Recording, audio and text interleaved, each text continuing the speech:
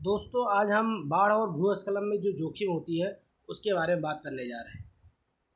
देखा जाए तो हाल ही में जो मानसून की स्थिति रही है उत्तराखंड और हिमाचल जैसे पहाड़ी राज्यों में, जहाँ पे तीव्र वर्षा हुई और जिसके कारण वहाँ पे भूस्खलन की घटनाएं बहुत बढ़ गई। और इसके साथ साथ देखा जाए तो जो नदी नदी प्रणाली है उस पर काफ़ी ज़्यादा दबाव रहा।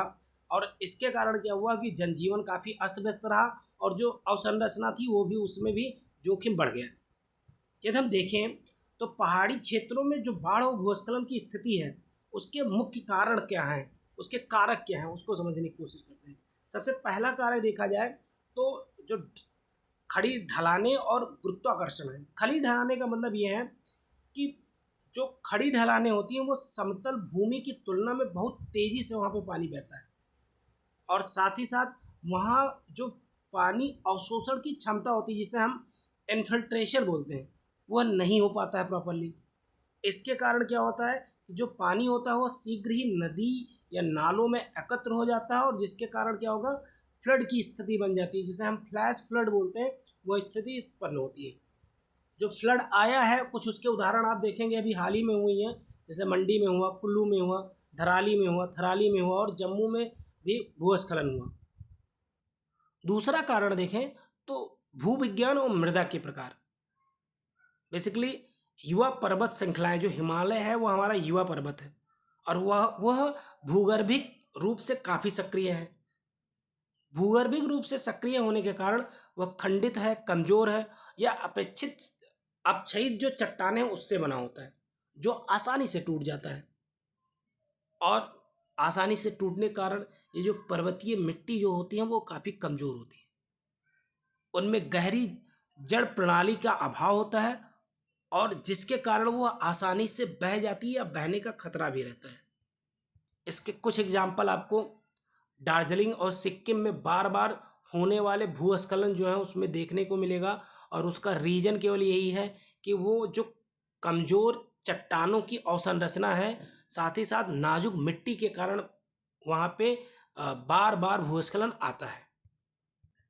तीसरा कारण देखा जाए तो जल विज्ञान संबंधित कारक। इसका मेन कारण जो है, जो नदी होती है या जो घाटी वर्षा होती है उसमें क्या होता है कि इसका जो पानी होता है एक सक्रिय धारा से बहता है या एक सक्रिय नदी से प्रवाहित होता है।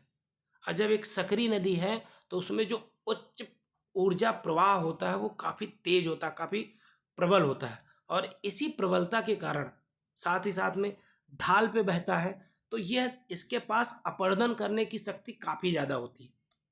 और इसके कारण क्या होता है, नदियों के किनारे या ढालों को ये पूरी तरीके से नष्ट कर देता है और उसके कारण बाढ़ और भी बदतर हो जाता है। उदाहरण के लिए देखा जाए तो उत्तराखंड में अलकनंदा और मंदाकिनी नदी घाटियों में अक्सर अचानक बाढ़ आ जाता है और उसका रीजन यही है।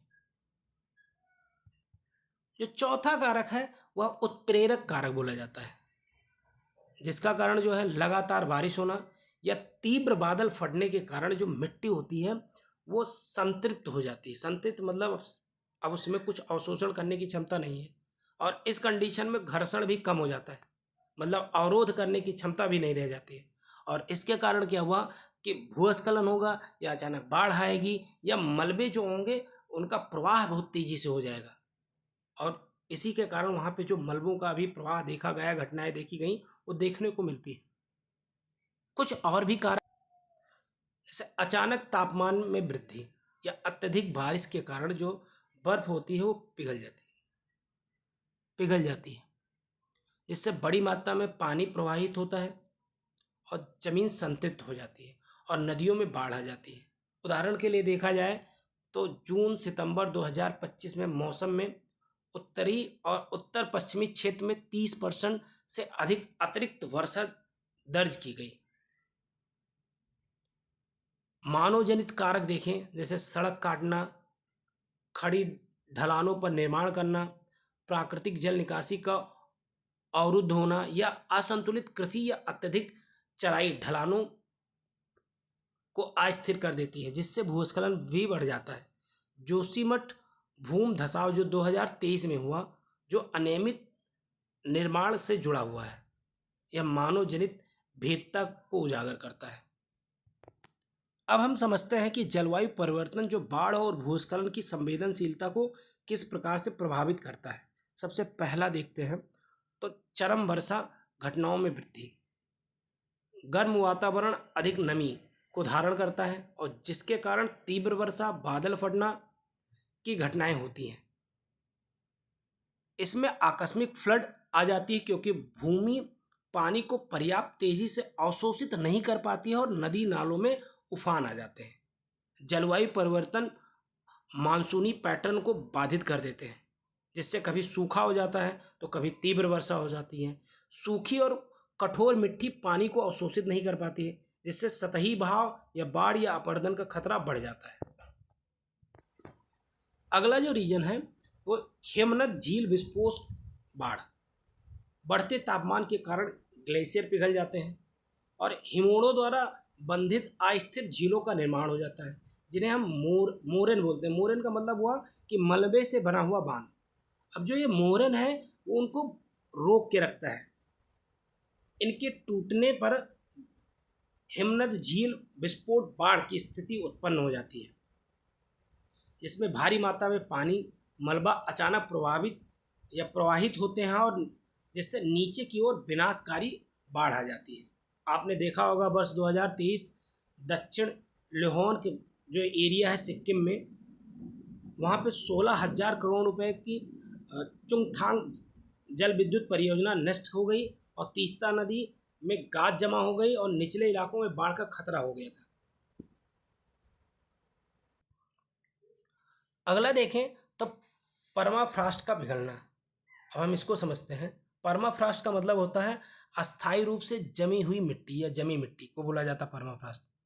उच्च पर्वतीय क्षेत्रों में तापमान बढ़ने के कारण परमाफ्रॉस्ट जो होते हैं वो पिघल जाते हैं, पिघलना लगना स्टार्ट हो जाते हैं, जिससे ढलानों की जो स्थिरता है वो कम हो जाती है। इसके परिणाम स्वरूप चट्टानें गिरने, भूस्खलन होने या नदियों में मलबा जाने की घटनाएं बढ़ जाती हैं और बाढ़ के खतरे को और अधिक बढ़ा देती है।